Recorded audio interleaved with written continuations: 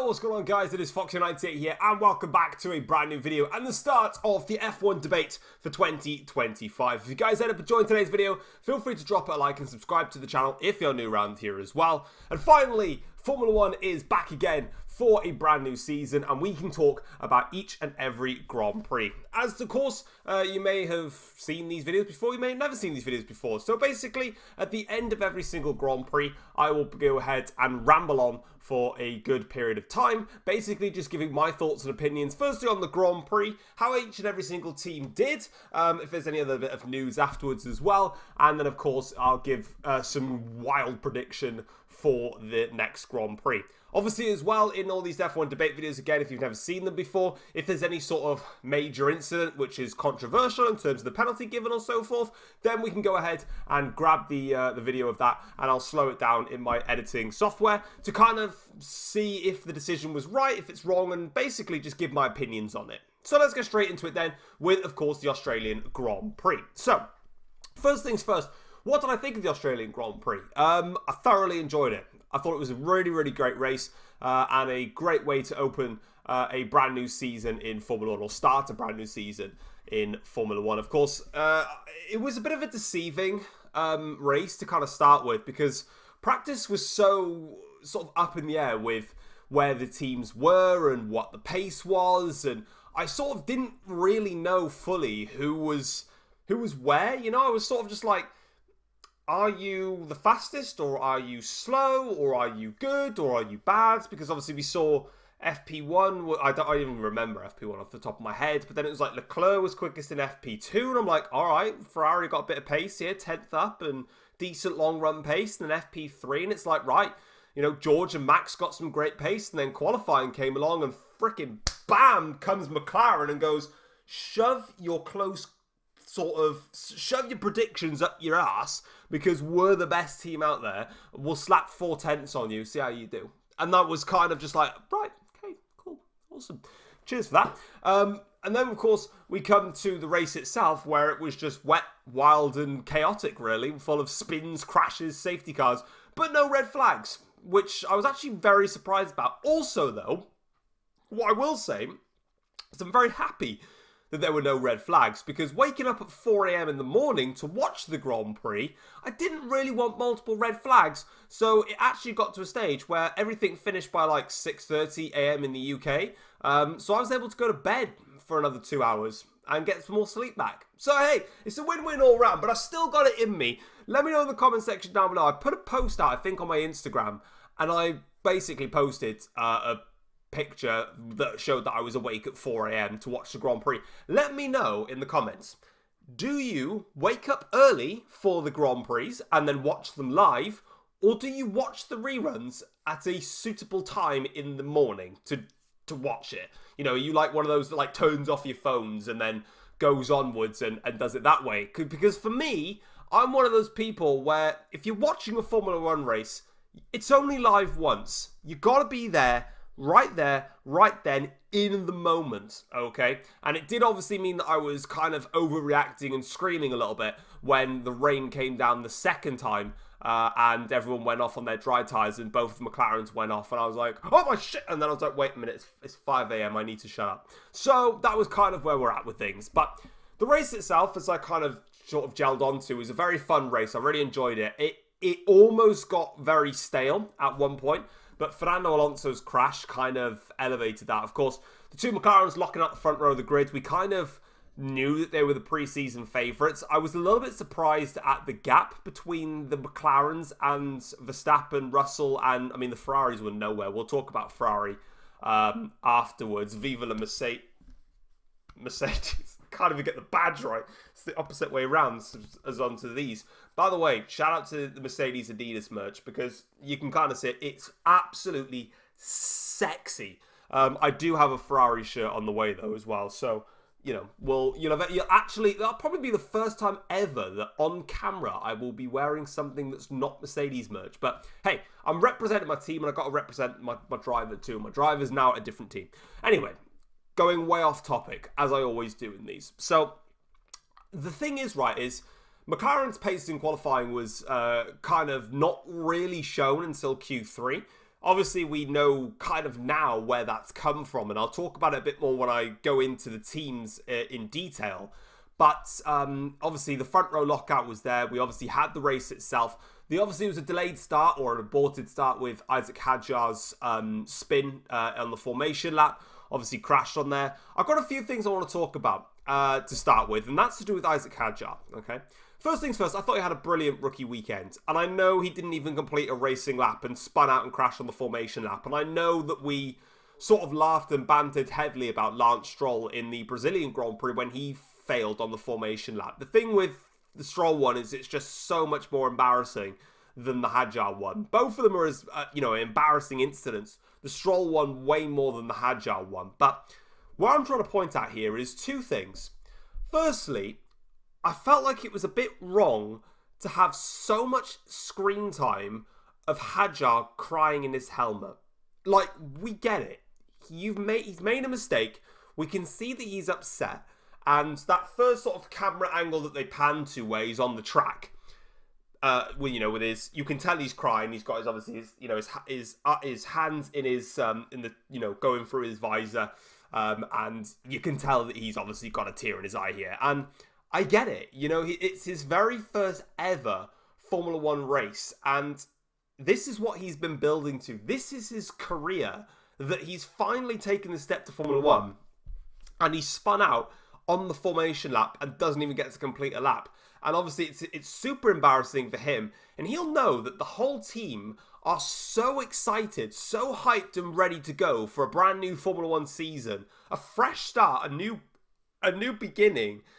And he's put it in the wall. And he knows how that is costly for the team and for every single person, not just at the track, but also at the factory and also the Red Bull lot. Because the Red Bull lot will be looking at this as well. Horner, Marco. I'm going to be ranting about helmet Marco, so get ready.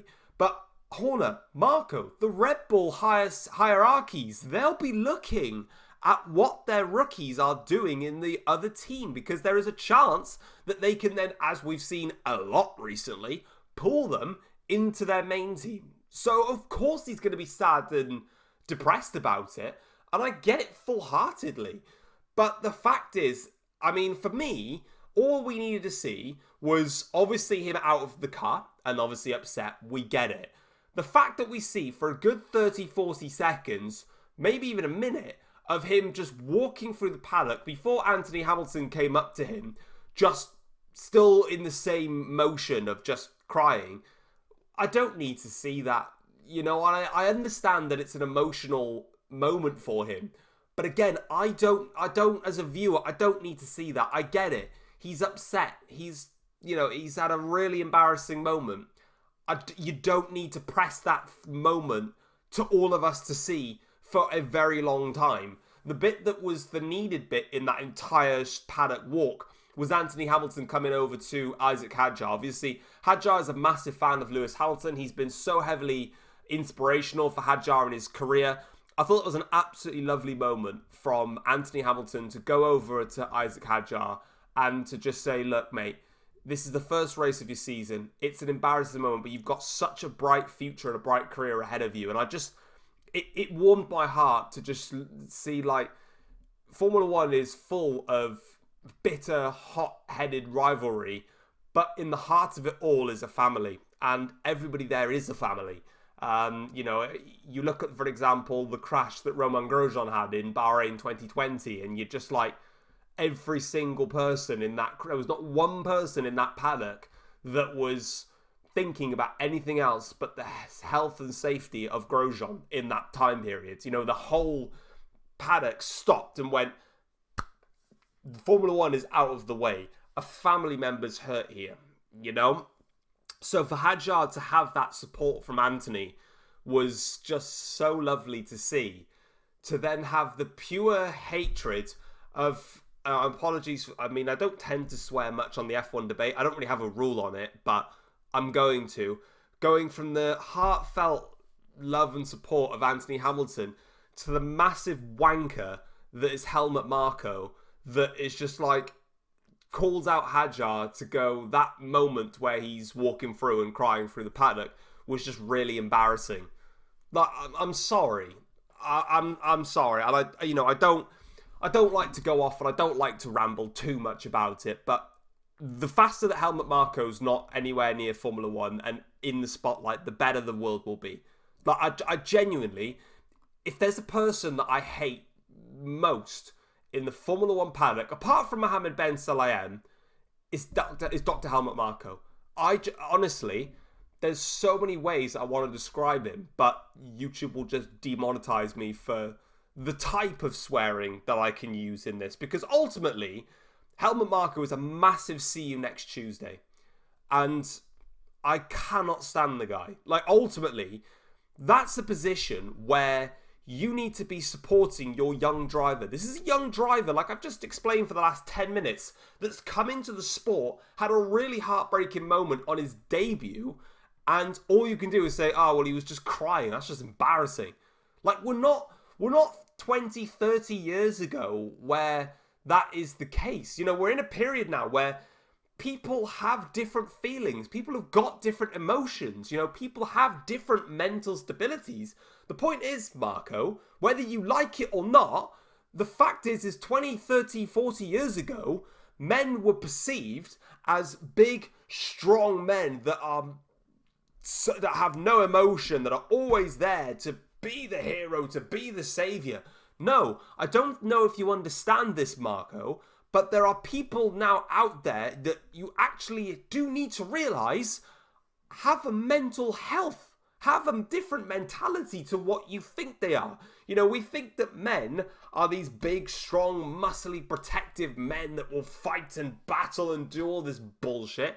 No, men are not what you think they are. Men are just as vulnerable as women. Men just as well have mental health problems, just like women. Men get emotional, just like women. It's the same thing. So for him to come out and just say, oh, this crying malarkey is embarrassing, you're a twat. That's the simple fact of it. The only person that's embarrassing in all of the paddock is your presence in the paddock. And I don't know why I'm rambling so heavily direct into Marko, because like Marko's ever going to witness this ever. But still, who cares? You've got to get your opinions out, right? This is the point of the F1 debate anyway. You know, as I say, the comment section is open. Put your thoughts and feelings down there. But Marko, wow. Yeah, for me, that's just a point where you just need to, even if you find something, you know, embarrassing or something like that, just be smart with it. Like, freaking hell. Just, like, be like, do you know what? It was a really embarrassing moment. And ultimately, you know, it's his first race. You know, he's got a bright future ahead of him. We will support him. Can you imagine? And I know I'm a Mercedes fan here, so I know I'm going to start being biased here, right? I get it, if you want to call me biased anyway. But would Toto Wolff ever say, if that was Kimi Antonelli, would Toto Wolff say that? No, he just wouldn't. If that was Ollie Behrman, would Io Komatsu say that? No, he simply wouldn't. Would Zak Brown say that if they put in a rookie into the McLaren's car? No, they just wouldn't. Oh, actually, yeah, Zak Brown when Oscar Piastri joined, because that was his rookie season in 2023? Yeah, 2023, Oscar Piastri's first ever season. Did they actually slaughter him for any of his mistakes? No. That's the point I'm trying to come at here. He's a rookie. Look at Gabriel Bortoleto. He crashed out at the Australian Grand Prix. Did anybody bully him?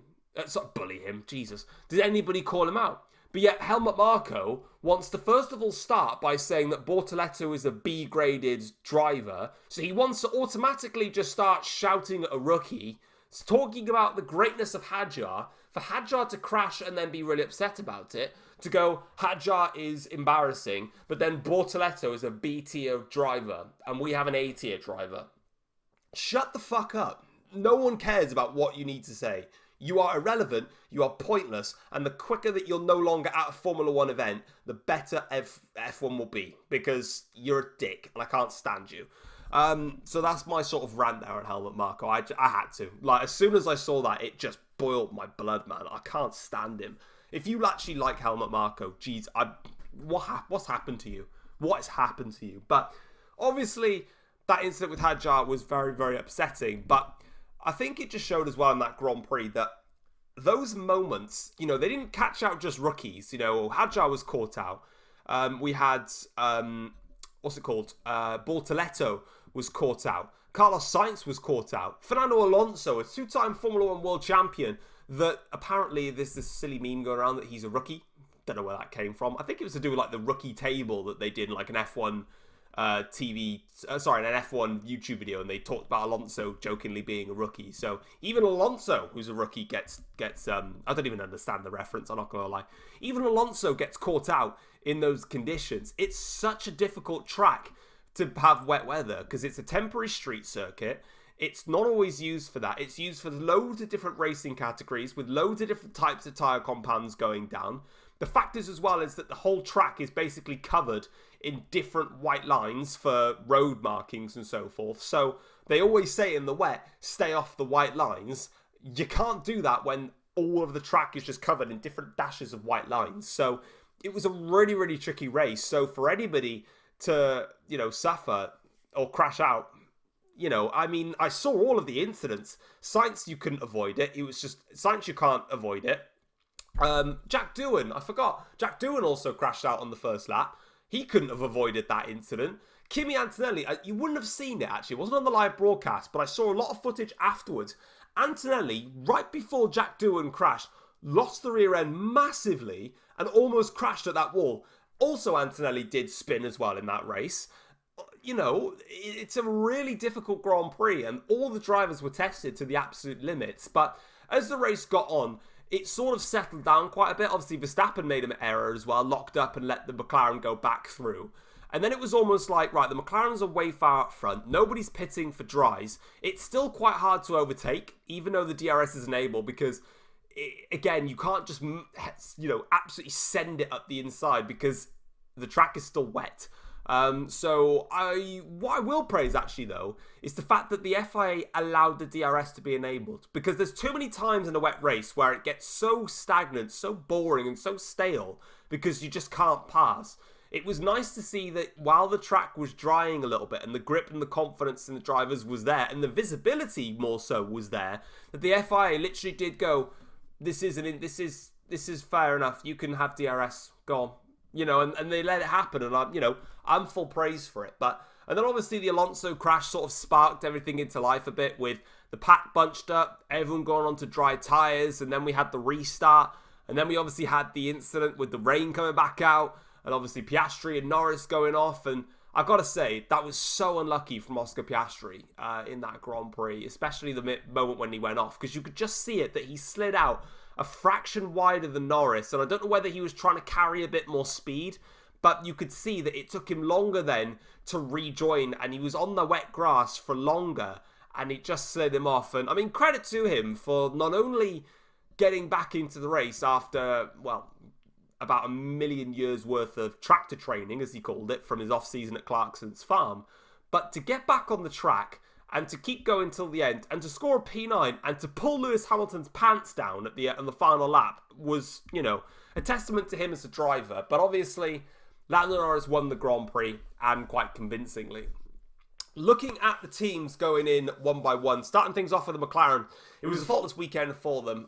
They were obviously, they are the best team on the grid. They're going to be dominant for quite some time until upgrades start coming into play, and also, some teams try and optimize their car a little bit more.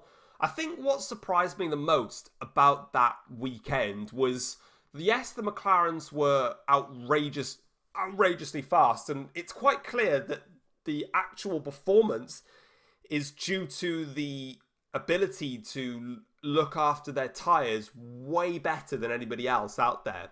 What shocked me the most is the fact that going up to turn 11, which is the fourth and final DRS zone with that newly shaped, it's not new anymore, but the new, after the exit of the 910 chicane where Piastri pulled down Hamilton's pants, the end of that straight to turn 11, the gap in qualifying between Norris, Leclerc and Verstappen was not even a tenth of a second. To then go from turn 11 to the final start-finish straight and cross the line, to pull out 4 tenths on Verstappen, to pull out 7 tenths on Charles Leclerc, is quite staggering. And I understand, obviously, the rear tyres had gone on the Red Bull and the Ferrari.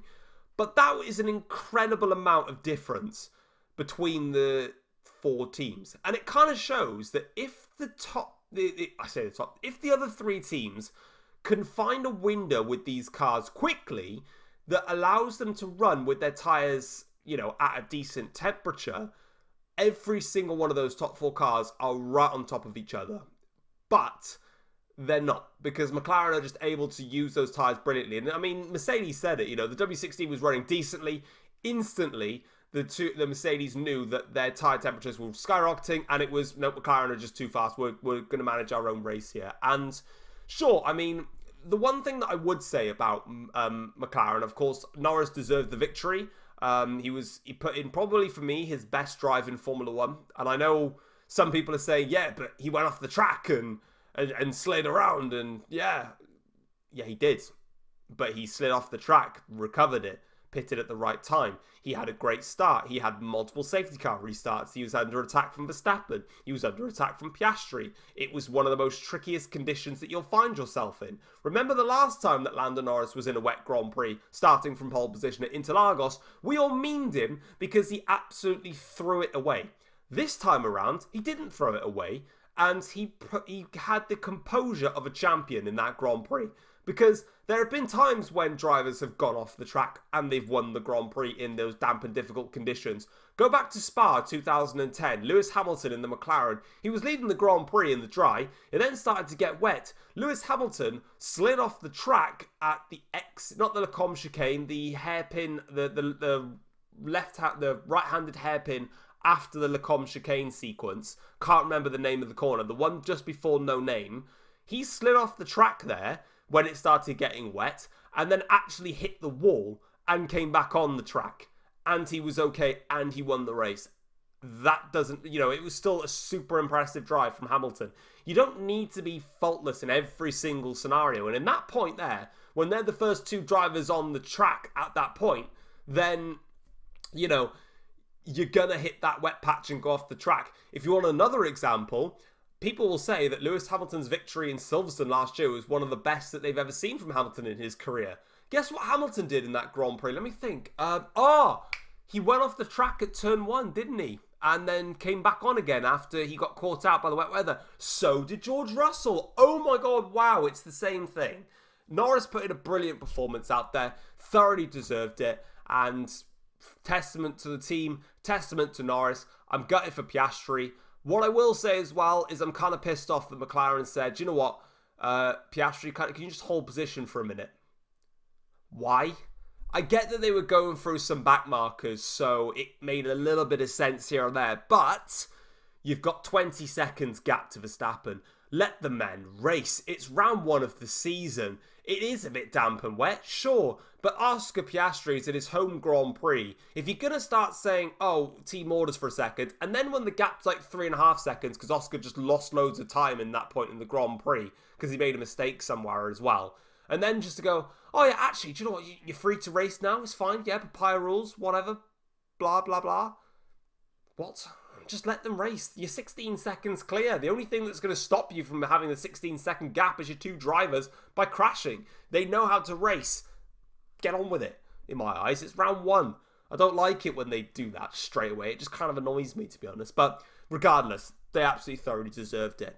Moving on to Red Bull. Verstappen, once again showing that he is the outright best driver on the grid right now, without a shadow of a doubt. He had no rights to get the Red Bull in the fight with McLaren all the way through. He put in a brilliant effort to stay with them in the first part of the race, get past Piastri. Again, the man in the wet just finds grip where there's just no right to find it. He was the only driver around the outside of turn 2 to take that line that he did, and obviously he passed Piastri. Nobody else took that line and went that wide. He just finds the grip. And then obviously he went and attacked Norris for a little bit.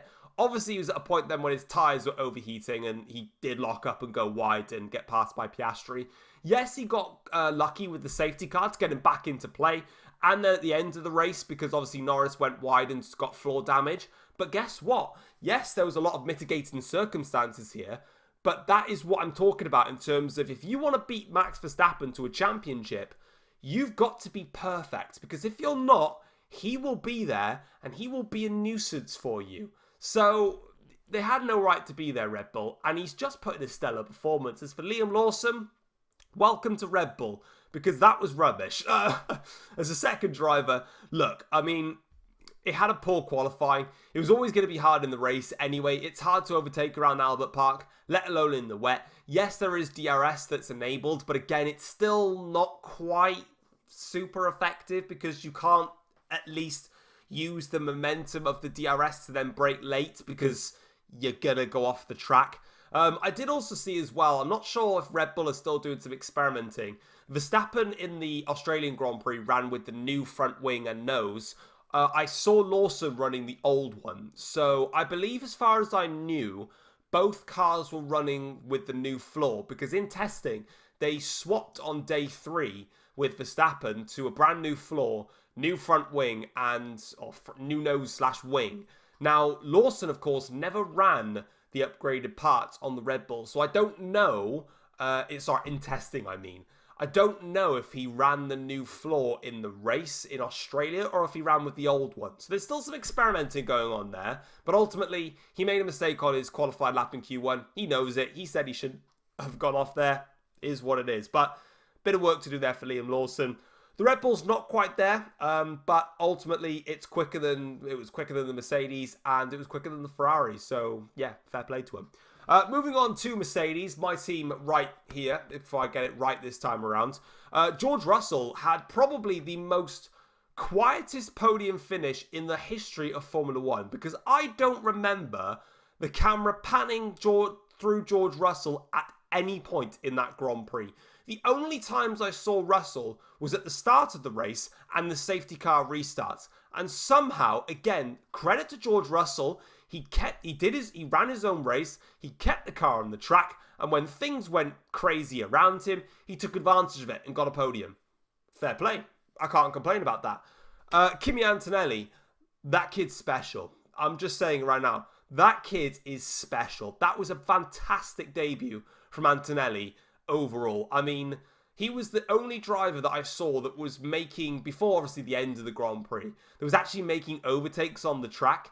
You know, he made an overtake on Nico Hülkenberg. He then spun, and that can hurt your confidence going, you know, he put a wheel on the grass, he spun around, he lost some time, and for a rookie, you think, in the wet as well, shit, you know, I can't do that again, you know, and you lose a bit of confidence. No, he got on with it. He got back on the track. Bit of motivation, obviously, from Bono, probably came into there. Straight on with it. Right, bam, I'm passing Hülkenberg again. We're passing Stroll again. He got very...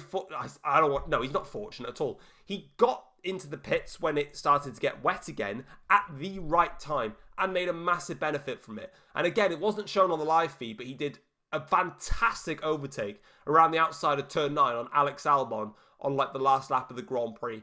Obviously, he was given a 5-second penalty, but Mercedes provided helicopter cam and roll hoop footage that the FIA didn't have at the time, so it was significant evidence, pulled him back to P4.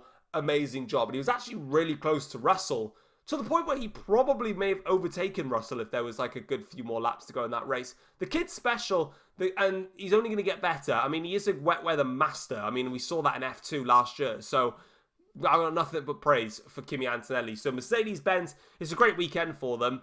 They're a little bit off the pace, weirdly so, in the high-speed corners. I saw in, I think it was turn 6, the car was 10 kilometers an hour slower than the McLaren, Red Bull and Ferraris, which is massively concerning. They're obviously quick in the slow-speed corners, so fair play to them, but that car seriously lacks downforce. Now, Mercedes have already said they've got a very good upgrade plan going forwards. They're going to need to find something that works, because that car can compete. 100% it can.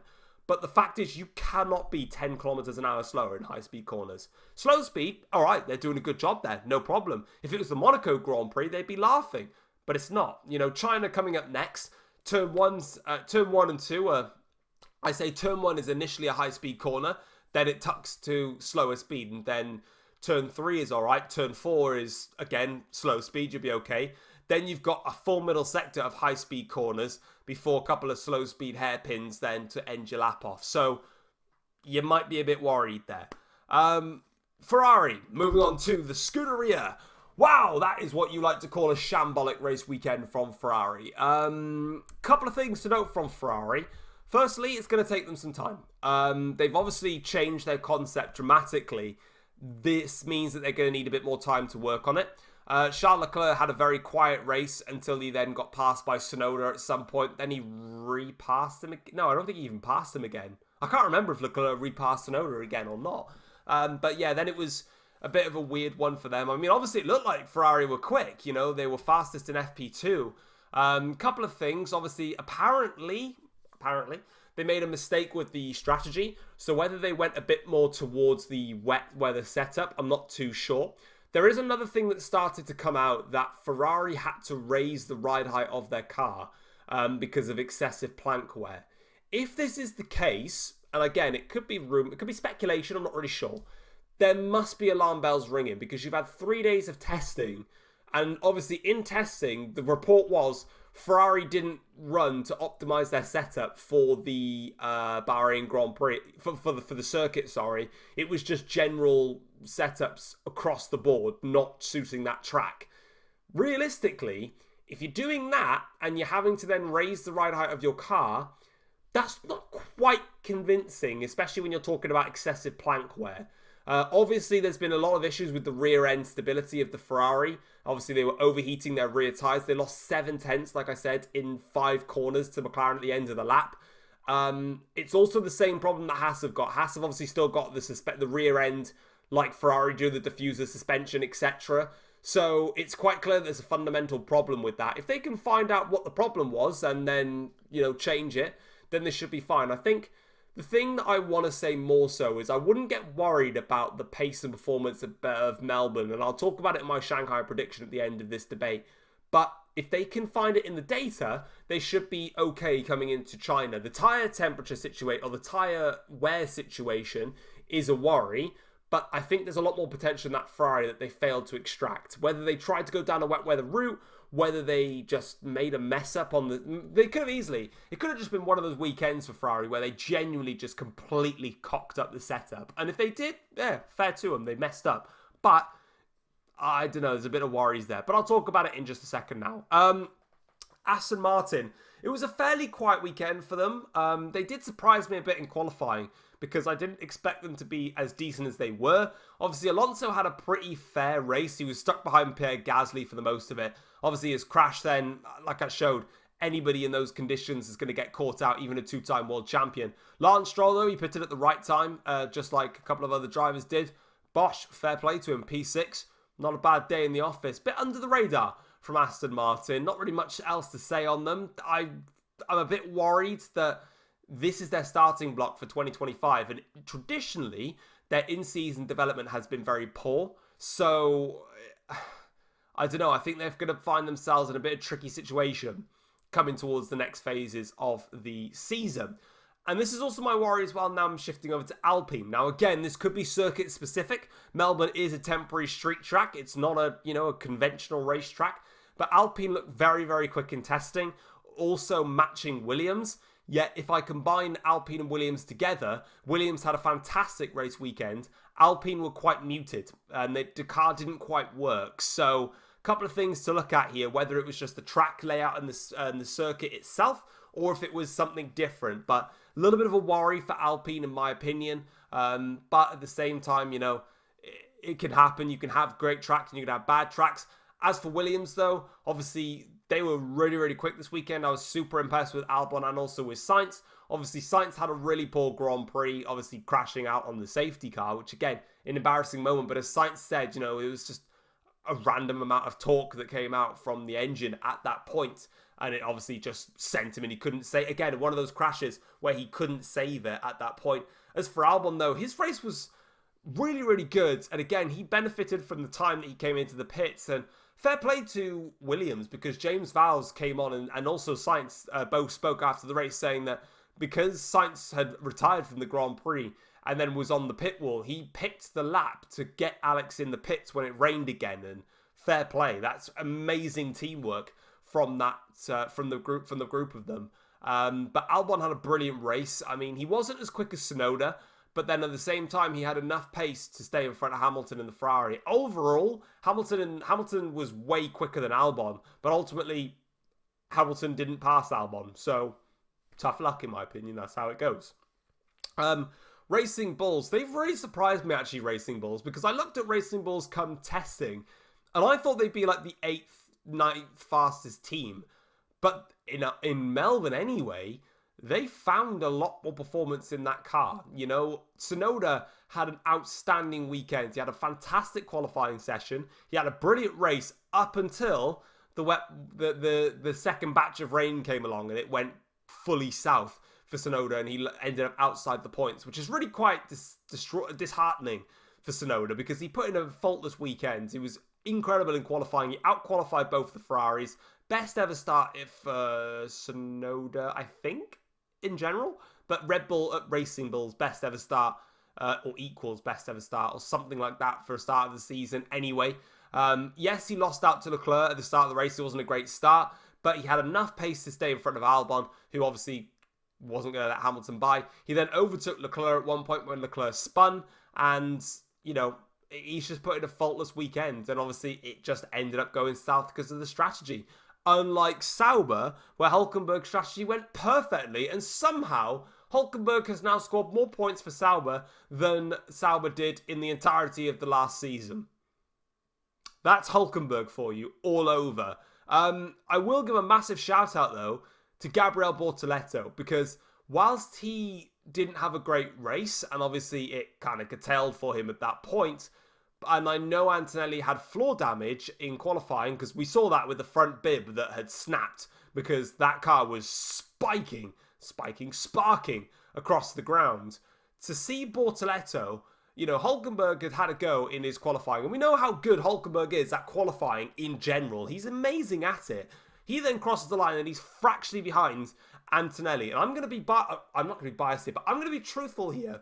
When I saw that, I instantly went, and obviously Hülkenberg set his lap time, and I instantly went, that's fine then, because Bortoletto's not beating Antonelli, so he's okay. And then bang, Bortoleto out-qualifies Hülkenberg and then gets through into Q2 and beats Antonelli. And I'm like, okay, I just got shown up. Fair play to you, mate. Fair play to you for that. And I respect it wholeheartedly. So I know he obviously crashed out in the race, but it's an encouraging start for Bortoleto. I just hope they give them a car in the Audi days for Hülkenberg to get a podium, because that man just deserves it because he outperforms every single time. Haas. Weird weekend for Haas. It's quite concerning that in testing they obviously did loads and loads of mileage and loads of long fuel runs, but that car's actually slow. And I think it's again to do with the rear end of the Ferrari.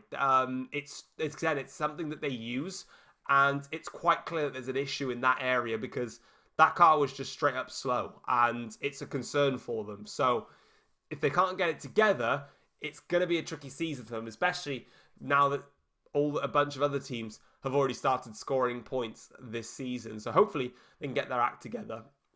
But I think that's all the teams. I'm pretty sure I haven't missed anyone. And if I have, then sorry, because I tend to whenever I do these F1 debate videos. But going into the next race in Shanghai, why I was trying to say earlier that I wouldn't be too worried and too concerned about the pure pace of McLaren is, yes, they might show us that they've got every inch of pace more than anybody else. But there's a couple of things. Firstly, obviously, there's a new technical directive coming out for the slot gaps in the rear wing. That has been reduced from 2mm to 0.5mm, but there's a tolerance of 0.2mm. So in other words, if your car is 0.7mm in the slot gap, you're okay. Sure, just set it straight. Obviously, from the Japanese Grand Prix onwards, it'll be 0.5mm that is only allowed, no tolerance whatsoever. I think that's not going to play a huge role in everything. I think the flexi front wing will play the biggest role after the Spanish Grand Prix. But there's been so many instances in Formula 1 where a team has gone and smashed them in the Australian Grand Prix in the opening round of the season, and then it's been completely flipped on its head the next race. And I tell you, 2018 and 2019 are both carbon copies of that. Lewis Hamilton at the 2018 Australian Grand Prix went and got pole position on his own by 0.7 of a second over Kimi Raikkonen and Sebastian Vettel. The next race then was the Bahrain Grand Prix, in which I can't remember if Ferrari locked out the front row or if it was Vettel on pole and Bottas second and Raikkonen third. I can't remember which order it was. I'm pretty sure it was Vettel, Bottas, Raikkonen. But regardless, Ferrari then took pole position. And all of a sudden, we went from, oh my God, Hamilton smashing everyone again, to we have a championship battle. We then go to the Bahrain Grand Prix, the same situation, then the following year. Valtteri Bottas took pole position at the Australian Grand Prix by a 10th or 2 over Lewis. No, not 10th over Lewis Hamilton. Sorry, Hamilton took pole position over Bottas by about a 10th or so. And then the Ferraris came across the line. Vettel was 8/10 off pole. Leclerc was a second off pole. All of a sudden, it's, oh my God, Mercedes-Benz are going to batter everyone for another year. We come to the Bahrain Grand Prix in the following round, and it's a Ferrari front row lockout. And overall in the race, obviously Vettel had his own curtails and spun and was an idiot, and Leclerc had an engine failure. But Ferrari trumped Mercedes in the 2019 Bahrain Grand Prix. They came out of it with Mercedes winning and getting a 1-2. But this is what I mean. Australia's not a conventional track. It's a street circuit. It's temporary. It has different types of supercar races as well as F2, F3 and F1. It's not all just Pirelli tyre racetrack that goes down onto there. It was also wet as well. So I wouldn't put all your eggs in the basket of McLaren are going to thump everyone. Will McLaren be favourites in the next race? 100%. Will McLaren probably be quickest in the next race? Most likely yes. But I think it'll be closer, and I wouldn't put your bets if all of a sudden, a Ferrari or a Red Bull or a Mercedes get their act together and then give them a run for their money, should we say. So just bear that in mind. I know the first round has shown that McLaren are by far the quickest and everybody needs to be beating McLaren, and they are the team to beat. But I'm just trying to say that there's been multiple instances where the qualifying gap and the race gap has been so high, then it comes to the next race and all of a sudden it's not. And especially in these ground effect era of Formula 1 that we've seen, last year in particular, a track suits a team more so than somebody else. Look at, for example, Mercedes in Silverstone. The car was great. Then you go to somewhere like, I'm trying to think of a track where Mercedes were useless at. Mexico, where Ferrari, McLaren, Red Bull were miles quicker than them. Then all of a sudden in Las Vegas, Mercedes absolutely trumps everyone. It's gonna go like that in this season. McLaren will be the most consistent, but I just want to say it's not all what we kind of think. But that is going to be it for this episode of the F1 debate to discuss the Australian Grand Prix. If you guys have enjoyed it, feel free to drop it a like and subscribe to the channel if you're new around here as well. Let me know what you thought about the race in the comment section down below, and I will see you guys for my next F1 debate video after the Chinese Grand Prix. So take care all, peace.